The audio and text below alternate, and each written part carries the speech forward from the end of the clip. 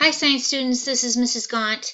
I'm here to share a distance learning lab, which is the very lab we would be doing if we were together, probably this week or next week in our human body unit. We're in the middle of talking about muscles, and we already talked about the skeleton, and so this is a great opportunity to take a look at a piece of anatomy of an animal and see if we can make sense of what we see. And an easy way to do that is by dissecting a chicken wing. So students, this is an activity you can do at home as long as you've talked to your parents about it, because they would have to get your chicken wing for you, and you have a space to work. And I'm going to show you what I have here. Here's my chicken wing. I'll get my light here so you can see it better. Okay, here's my chicken wing. Just regular old chicken wing. I just opened the package myself and haven't done anything special to it, but it should be cold.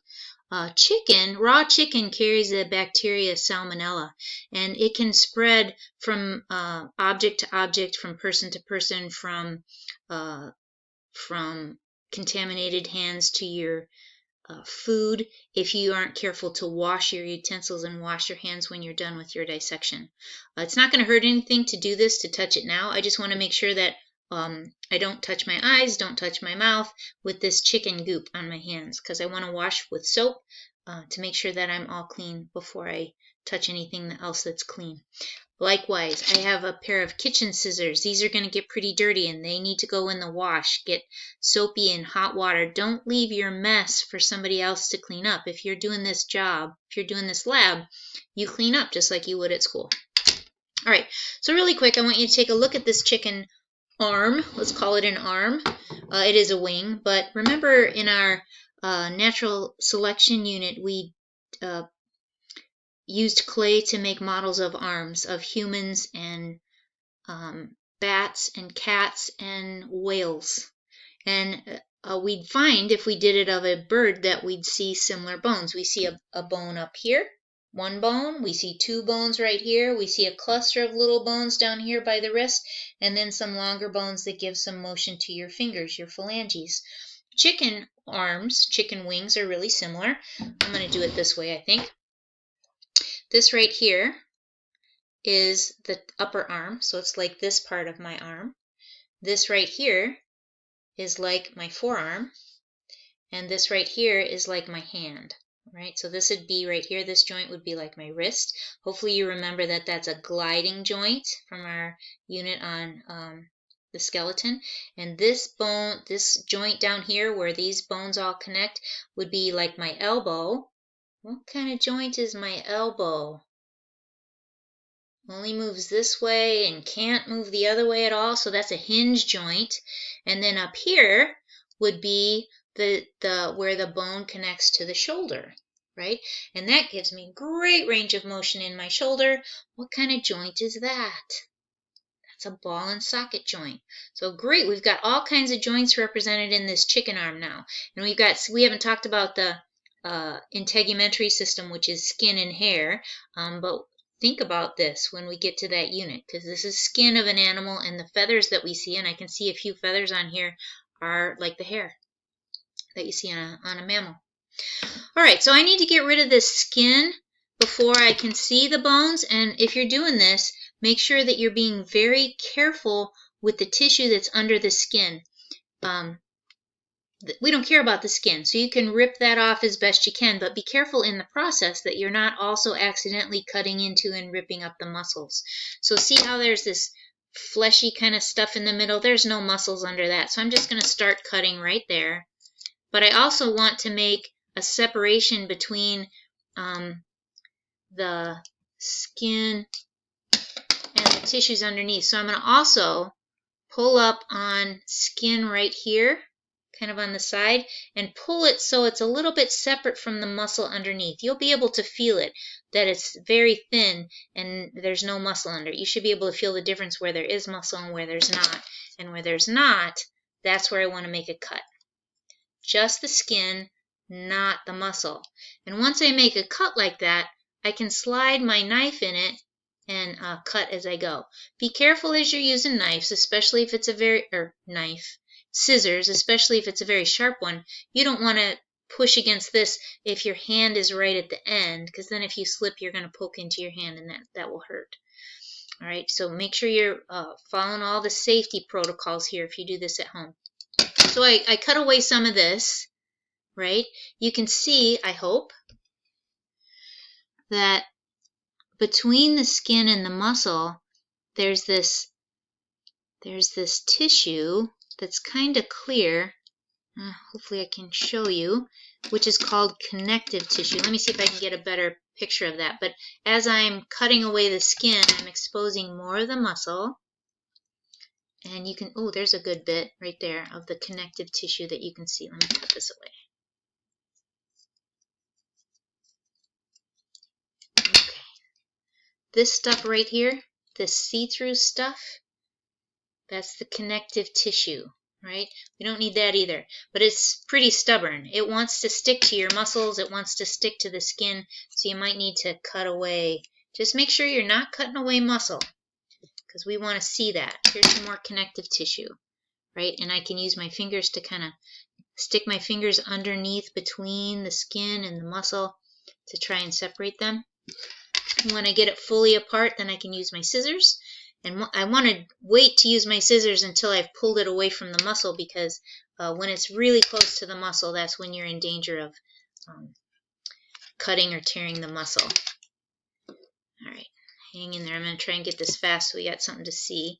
Got extra skin. I'm just going to get it out of the way. I'm working in a pan. You don't want to just work on your bare table. That would be yucky and hard to clean.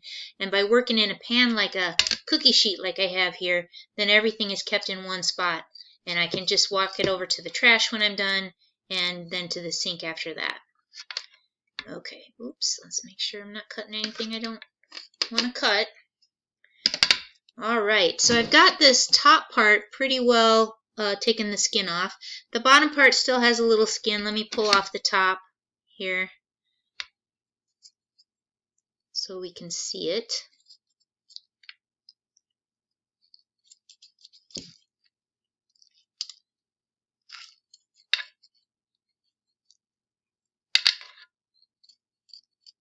Okay, so it's pretty impossible to get all the skin off down here, but that's okay. I've got a muscle showing here. This is the muscle group that I would see on the top of my arm. And there's also, I hope you notice this, that there's not only muscle on this side of my bone, on the top part, there's muscle down here on the bottom side too. And that's the whole point of what we're trying to show you today, is that muscles are working in pairs to make our body move. So the reason I can pull my hand upward toward my shoulder is that one of my muscles is contracting. The one on the top is contracting. This one is pulling. It's getting smaller. It's pulling up on my arm. And this one down here is relaxing, which is allowing me to do that pull. And you can tell if you hold your hand like this, even without making a really tight squeeze here, you can feel that this muscle on the top is a whole lot tighter than this muscle on the bottom. They're working in pairs to do that. It's not that this muscle isn't doing anything. It's necessary for that to happen. And when I pull it forward, this muscle is going to relax, and this one will extend it out. All right, so just like on my arm, the chicken has bones on the top of it has muscles on top of the bone, and it has muscles below the bone, and those are what's going to use to move the arm. So I'm going to show you how this works by pulling the chicken's muscles and extending them. So muscles never push, they just pull and relax. So let's see what happens when I pull on this one.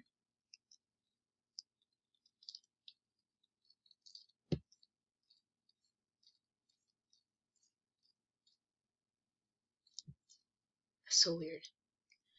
Okay, so when I pull on this muscle, it lets the arm extend. That's the bottom muscle. I'm pulling on the bottom muscle and it's extending the arm. I can do the same thing with the wrist. Let's see about that, because there's also muscles on this side of the bone and on this side of the bone. So when I pull one, see what happens to the hand. And I'm doing that simply by pulling muscles. You can see what I'm doing. I'm pulling that muscle. pulling that muscle. When I want to bring it back, I pull the bottom muscle. Pull the bottom muscle back. Okay, so if you're doing this, you could stop there, but it's now that you have your hands all chickeny and you want to take a look at the rest of it, let's take a look at some of the other parts. This is another chicken wing that I started to take apart. This one, let's see. This is the one side of the hinge joint, and you can see that there's a little cup of white material in there, and the white material is definitely stiffer than the muscle, but it's rubbery and bendable, unlike the bone. This is cartilage. Okay.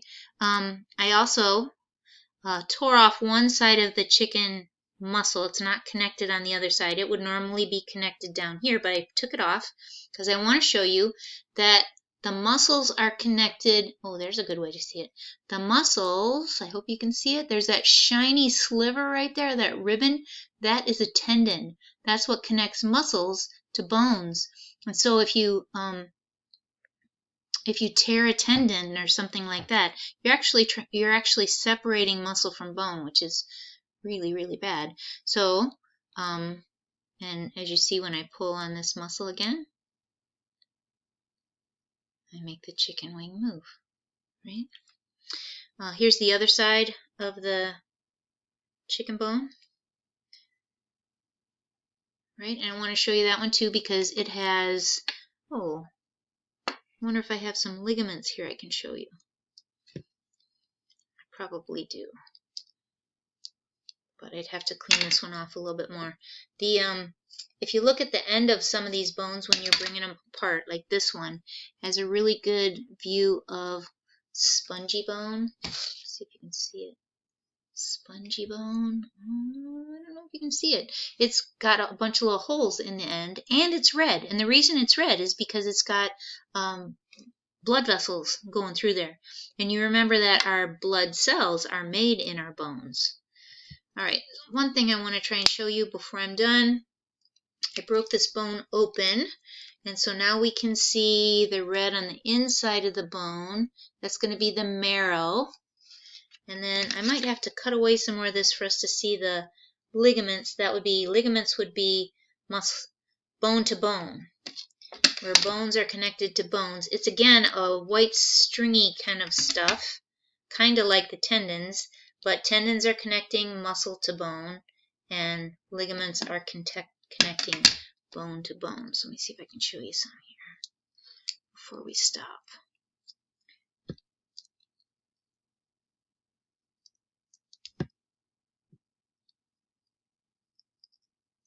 Okay, I see it.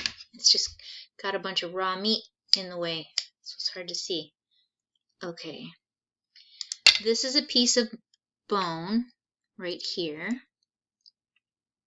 and I think you can see underneath right down there where there's a ribbony piece that's connecting bone to bone. That is a ligament.